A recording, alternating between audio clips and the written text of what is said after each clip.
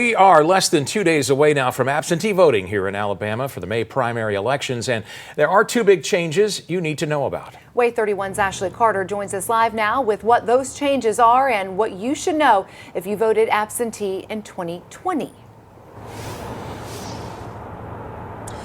Well, if you're a Madison County voter, you no longer have to go to the courthouse, as the absentee office has now moved to here, the Madison County Service Center, which is a more convenient location. And something else you'll have to know, whether you're in Madison County or any part of Alabama, is if you voted absentee in 2020, it doesn't necessarily mean you'll be able to this coming election season.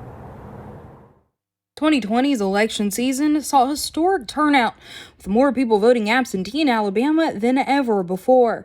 But now that we're no longer in a coronavirus state of emergency, standard absentee voting operations are resuming, meaning unless you check off one of these boxes, you won't qualify to vote absentee this year, even if you qualified back in 2020. In 2020, we expanded the absentee participation process so that any voter could check the box that says I'm ill or infirmed and unable to appear at my polling site on election day.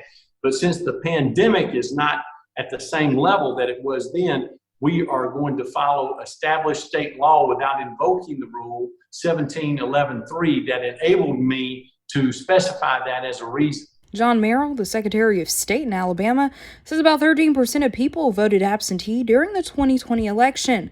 That number was about 3% in 2018. But he says he still believes the 2022 midterm elections will see historic voter turnout once again, despite not as many people qualifying for an absentee ballot. We have broken every record in the history of the state each time we've had an election as far as participation numbers are concerned. We think that trend is going to continue in November.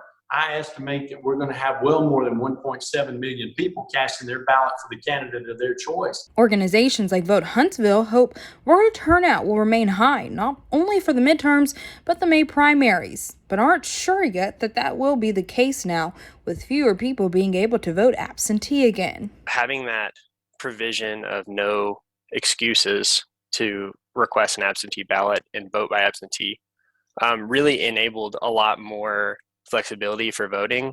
And we think that, taking that flexibility away is like a negative in general. It's probably going to result in some people having more difficulty voting. But regardless, Jordan Stillman, the executive director of Vote Huntsville, says they're still going to do their part to get people to vote this upcoming May and November. I don't think that it's something that we as an organization can't work around, and many organizations before us have worked around it and made sure that we got people to the polls as best we could, got people engaged, and cast their vote.